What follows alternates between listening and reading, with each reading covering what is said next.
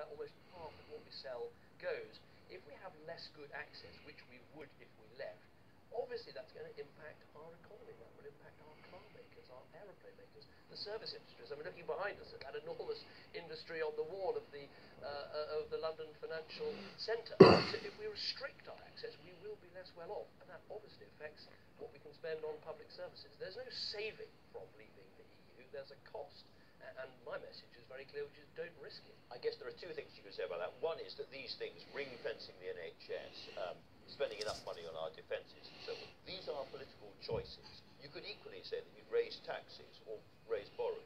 Well, that's true, of course. If as the IFS and the National Institute of Economic and Social Research, both totally independent, frequent and trenchant critics of the government, they say there'll be something like a 20 to 40 billion black hole.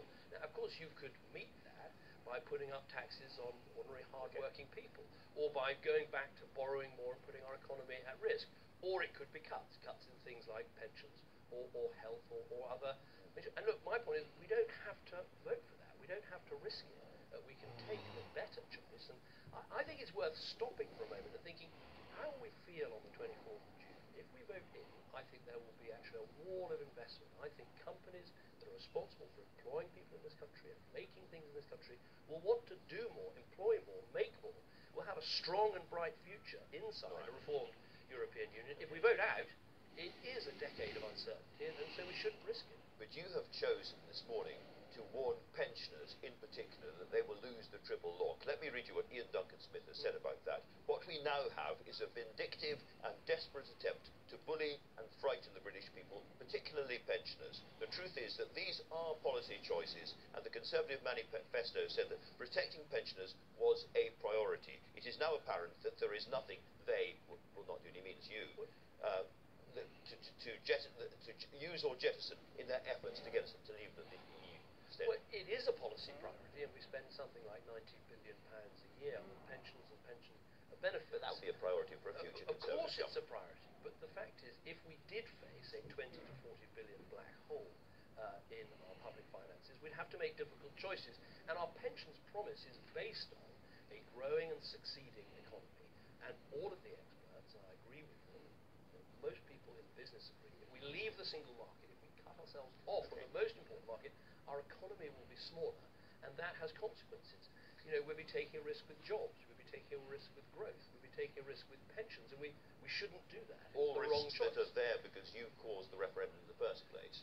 And I think it's right to hold this referendum, but just because it's right to hold the referendum doesn't mean you shouldn't be very clear about the potential consequences. You just had Nigel Farage sitting here saying, you know, if the pound falls, so what? That is how... Briefly, he thought he would go back up again. But I'll tell you so what, which is if the pound falls, then that means the prices in our shops go up. It means the weekly shop costs people more. It means that family holiday costs more. Outside the single market, the airfares will cost more. These are all risks we should avoid. We shouldn't risk it. The challenge to you is that this is scaremongering. You've been quoting the IFS in the papers all morning. Let me read you what the IFS says.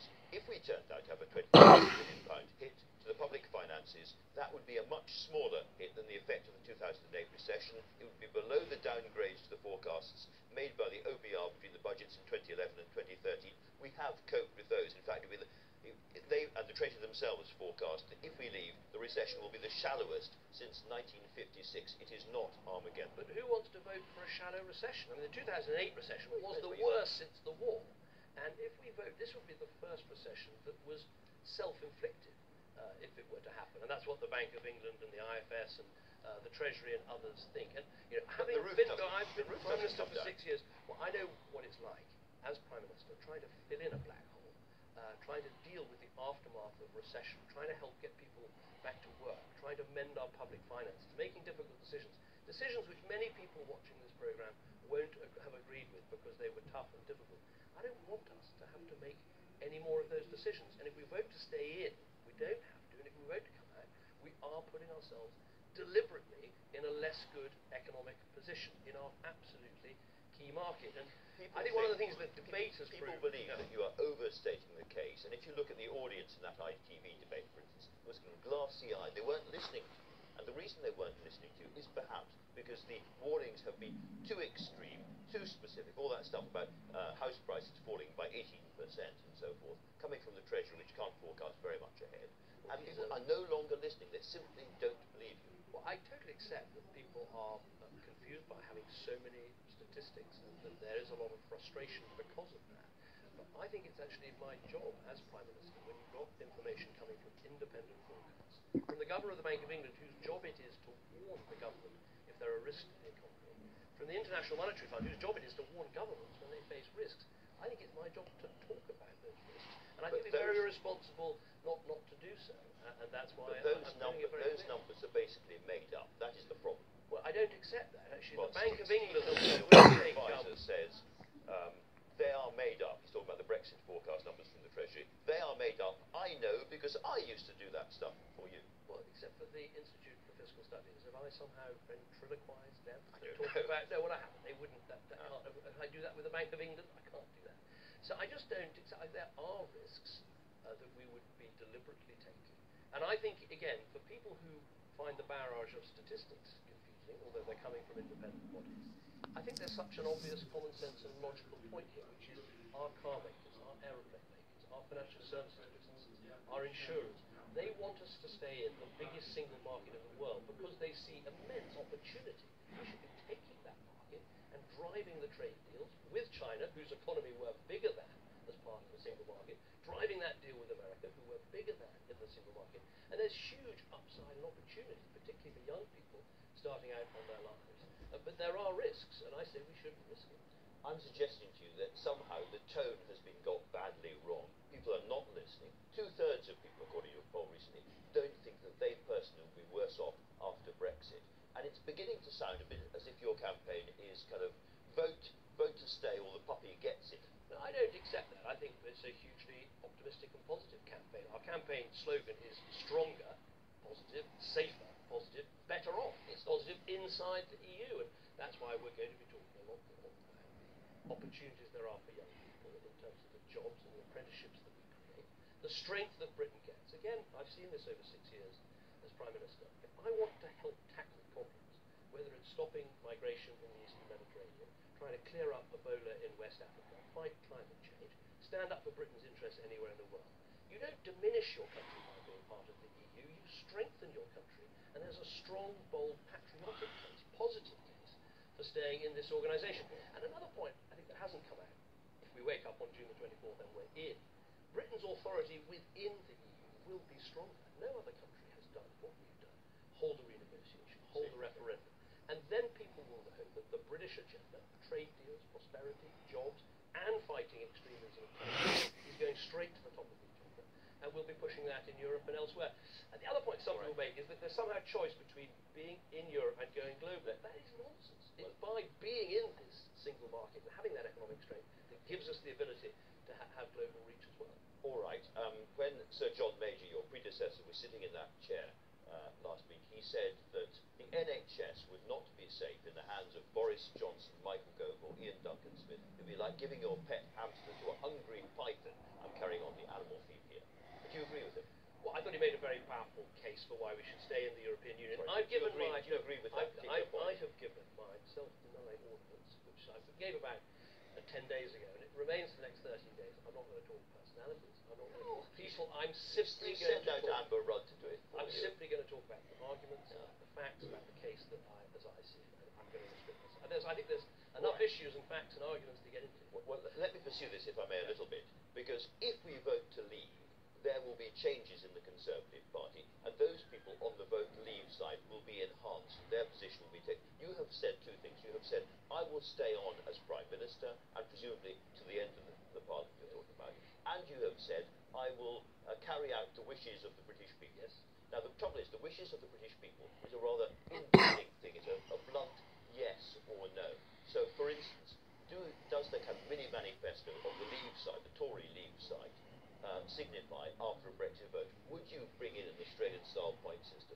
Would you send that extra money to the NHS? Would you do the other things they have said they would do? Well, obviously, if we vote to leave the EU, Yes. with the economic consequences that would have, leaving the single market, facing the pressure of having a smaller economy and a DIY recession, that has consequences.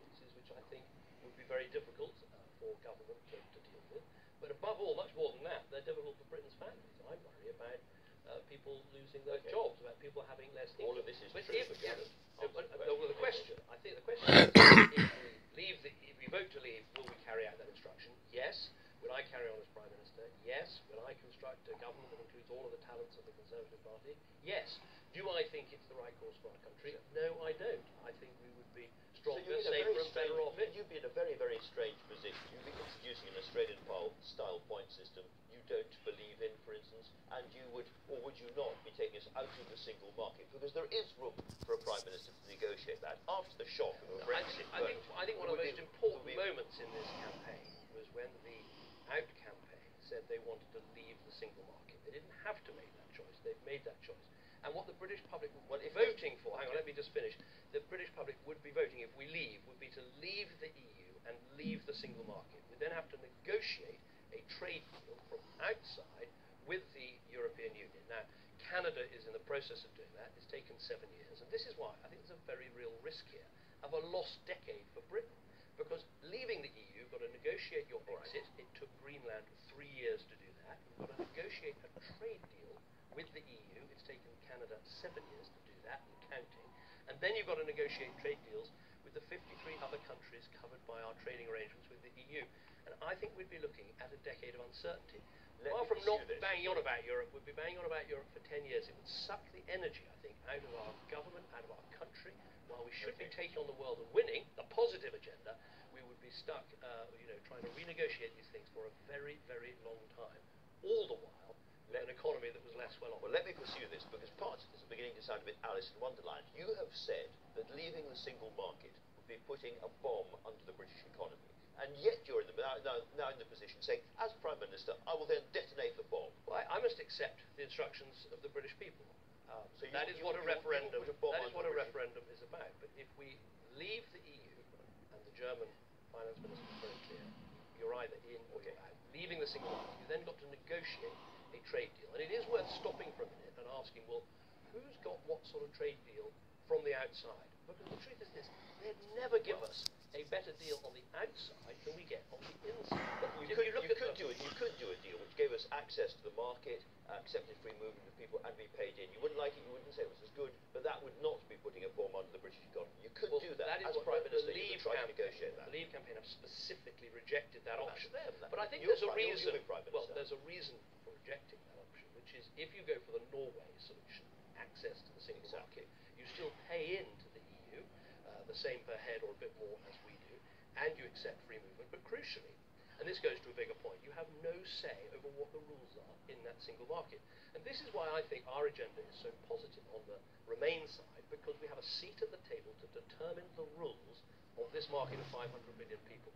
And for Britain, the fifth biggest country in the world, the idea that we should leave, abrogate that responsibility, and then have our ear pressed to the glass outside the door, trying to find out what 27 other countries are agreeing about the future of things that affect us. I think that would be a total abdication of responsibility for a great power. Norway aren't doing terribly badly at the moment, it should be said. But let me move on to the other. The Norwegians say to me, they've said to me very clearly, if you want to play a part in Europe, play a part in Europe. If you want to be run by Europe, have our position, because they basically take dictation about what the rules are. I want the best for our elite. It's not the ordinary Norwegian people who are doing pretty well at the moment. Well, they have an enormous. They have as much oil as we do, and only 4 million people rather than 60 helps. million people. So that makes a difference. Okay. To take a practical example, think of our car industry. They want us round the table negotiating the rules for the electric cars of the future, because they want them to be built in Britain, not built in Germany or France or Italy. And we get that say at the moment, and we'll be giving it up if we leave. Let's swerve from electric cars to the issue that I think your side have most trouble with, which is immigration. That promise to bring immigration down to tens of thousands was your biggest single political mistake, apart possibly from holding the referendum. Well, it's a challenge to control immigration, and it's particularly a challenge when regret your it? economy. I think it's the right ambition for Britain. It's a particular challenge when your economy is growing as well as ours did and has done. I mean, we've had a 5-year period where we've created more jobs than the rest of the European Union put together. But as recently as 2008, European migration, the number of British and EU people leaving Britain and the number coming, was in balance as recent as 2008. And as the Eurozone countries, not all of them, but the major ones are now recovering. You can see that in France, you can see it in Spain. Ireland grew 7% last year. The idea that we are somehow shackled to a corpse when it's our biggest market and these are now growing countries is nonsense. All right. Being in the EU means that we have no control at all over immigration from the rest of the EU. It is just untrue to say that we can control overall immigration if we stay in. That's Paul Johnson of the IFS, the very man that you've been quoting all morning. Well, the point I make is that that doesn't take into account what we get if we stay, which is my welfare changes, so that if someone comes from the EU to work, As you know, they get, hang on, hold on, that's very important. Well, if they come to work, they get no unemployment benefit wherever. If they don't get a job within 6 months, they can be asked to leave. And if they do get a job, they have to work for 4 years, paying into our system, before they get full access to the welfare system. Now, some people coming to Britain today are able to get £10,000 or more in year 1 in benefits.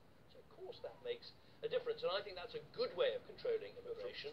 I think leaving the single market is a massive mistake for our economy and the country. I don't think you solve immigration problems by seeing unemployment go up, by seeing tax revenues come down, by seeing potential cuts to our public services. You know, those are all risks that we shouldn't take. I say don't risk it. If there's a voter watching this at the moment who's thinking, what I really care about most is controlling immigration, which way should he vote? Well, they should vote to stay in the European Union. Can't be true. Because we have unlimited immigration. First of all, we are able to control better. We have complete control over immigration from outside the EU. But again, that has challenges. And inside the EU, if we vote to stay in, we are ending something for nothing. If people come here, then they have to come effectively to work or support themselves. And they have to pay in before they get out.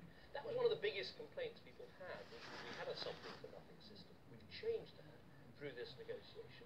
And so now people can vote to stay, knowing they're staying in a reformed Europe. And I mean, So one last point how on this. much immigration will that cut? I haven't given an estimate, but clearly if you take away £10,000 in benefits to someone in year 1, that clearly has an effect. Money is a very important signal. Nigel Farage and many others have raised the issue of Turkey. I know this is a very, very hard-fought issue, but you could resolve it more or less now.